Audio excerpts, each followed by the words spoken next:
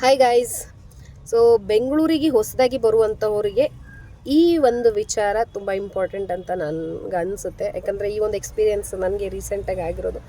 I think ಬೆಂಗಳೂರಲ್ಲಿ ಇರೋರ್ಗು ಸಹ help ಆಗ್ಬೋದು ಅಂತ ಹೇಳಿ. ಯಾಕಂತಂದರೆ ಮೊನ್ನೆ ಹೀಗೆ ಕೆಲಸ ಮುಗಿಸ್ಕೊಂಡು ಮನೆಗೆ ಹೋಗ್ತಿರುವಾಗ ಇಬ್ಬರು ಹೆಣ್ಮಕ್ಳು ಬಂದು ನಿಮಗೆ ಹಿಂದಿ ಬರುತ್ತಾ ಅಂತ ಕೇಳಿದ್ರು. ಅವರು ನನಗೆ ಕನ್ನಡ ಬರಲ್ಲ ಅಂತ ಹೇಳಿದ್ರು. ಓಕೆ, ಮೇ ಬಿ ಬೇರೆ ಕಡೆಯಿಂದ ಬಂದಿರೋರು ಇದ್ದಾರೇನೋ ಅಂದ್ಕೊಂಡು ನಾನು ಮಾತಾಡಿಸಿ ಕೇಳಿದೆ ಏನಾಯಿತು ಅಂತ ಹೇಳಿ. ಅವರು ಹೇಳ್ತಾರೆ, ನಾವು ಮಹಾರಾಷ್ಟ್ರದಿಂದ ಬಂದಿದ್ದೀವಿ, ಕೆಲಸ ಹುಡ್ಕೊಂಡು ಬಂದಿದ್ದೀವಿ, ಬಟ್ ನಮಗಿನ್ನೂ ಕೆಲಸ ಸಿಕ್ಕಿಲ್ಲ, ಇಲ್ಲೇ ಎಲ್ಲೋ ಉಳ್ಕೊಂಡಿದ್ದೀವಿ, ಮಕ್ಳಿಗೆ ಊಟಕ್ಕೆ ಅದ್ರ ಜೊತೇಲಿ ಇಬ್ಬರು ಹೆಣ್ಮಕ್ಳಿಗೆ 2 ಚಿಕ್ಕ ಚಿಕ್ಕ ಮಕ್ಕಳಿತ್ತು. ಸೊ ಹೇಳಿದ್ರು, ಮಕ್ಕಳು ಊಟ ಮಾಡಿಲ್ಲ, ಸೊ ದುಡ್ಡಿದ್ರೆ ಕೊಡಿ ಅಂತ ಕೇಳ್ತಾರೆ. ನಾನು ಪಾಪ ಅಲ್ವಾ, ಊಟ ಮಾಡಿಲ್ವೇನೋ ಅಂದ್ಕೊಂಡು ಮಾನವೀಯತೆ ದೃಷ್ಟಿಯಿಂದ ದುಡ್ಡನ್ನು ಕೊಟ್ಟೆ. ಸೊ ಆಮೇಲೆ ನೆಕ್ಸ್ಟು ಅದಾದಮೇಲೆ 1 ವಾರ ಆದಮೇಲೆ ನಾನು ಕೆಲಸದ ಮೇಲೆ ಬೇರೆ ಕಡೆ ಹೋಗಿದ್ದೆ. ಅಲ್ಲಿ ಅದೇ ಹೆಣ್ಮಕ್ಳು ಅದೇ ಮಕ್ಕಳನ್ನ ಹೊತ್ಕೊಂಡು ಬೇರೆಯವ್ರ ಹತ್ರ ದುಡ್ಡು ಕೇಳ್ತಾಯಿದ್ರು. ನನಗೆ ಶಾಕ್ ಆಯಿತು. ಇವ್ರು ಮೊನ್ನೆ ನನ್ನ ಹತ್ರ ಹಿಂಗೆ ಹೇಳಿ ದುಡ್ಡು ತೊಗೊಂಡಿರೋರಲ್ವಾ ಅಂತ ಹೇಳಿ ಶಾಕಾಗಿ ನಾನು ಹೋಗಿ ಕೇಳಿದೆ ಅವರಿಗೆ. ಮಾತಾಡ್ಸೋಕೆ ಹೋದರೆ ಅವರು ಮತ್ತೆ ನನಗೆ ಹಿಂದಿ ಬರುತ್ತಾ, ದುಡ್ಡು ಕೊಡಿ ಅಂತ ನನ್ನನ್ನೇ ಕೇಳಕ್ಕೆ ಬಂದರು.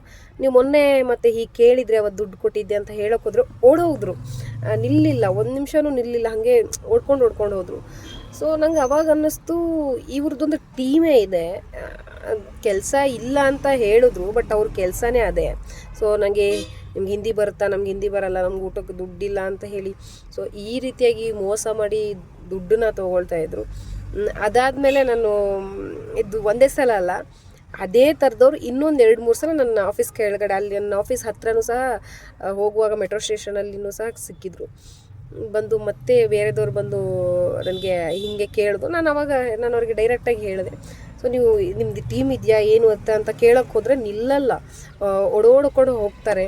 ಸೊ ಇಂತಹ ಟೀಮಿಂದ ನೀವು ಹುಷಾರಾಗಿರಿ. ಯಾಕಂತಂದರೆ ನಾವೇನೋ ಪಾಪ ಮಕ್ಕಳು ಅಂತ ದುಡ್ಡು ಕೊಡ್ತೀವಿ, ಬಟ್ ಅವರು ಅದನ್ನೇ ಬಿಸ್ನೆಸ್ ಮಾಡ್ಕೊಂಡಿದ್ದಾರೆ.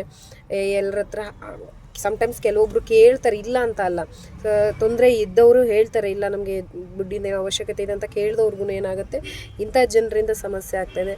So be careful. ನೀವು ನಂಬಿ ದುಡ್ಡನ್ನ ಕೊಡೋದು ತಪ್ಪಂತಲ್ಲ, ಬಟ್ ಯಾರಿಗೋ ಬೇಕಾದವ್ರಿಗೆ ಕೊಟ್ಟರೆ ಒಳ್ಳೆಯದು ಅಂತ ಈ ಥರ ಮೋಸ ಮಾಡೋರಿಗೆ ದುಡ್ಡು ಕೊಡೋದು ವೇಸ್ಟ್ ಅಂತ ನನಗನ್ನಿಸ್ತು. ಸೊ ಹಂಗಾಗಿ ನಿಮ್ಗೆ ಹೆಲ್ಪ್ ಆಗ್ಬೋದು ಅಂತ ಈ ವಿಡಿಯೋನ ಮಾಡ್ತಾಯಿದ್ದೀನಿ. Thank you.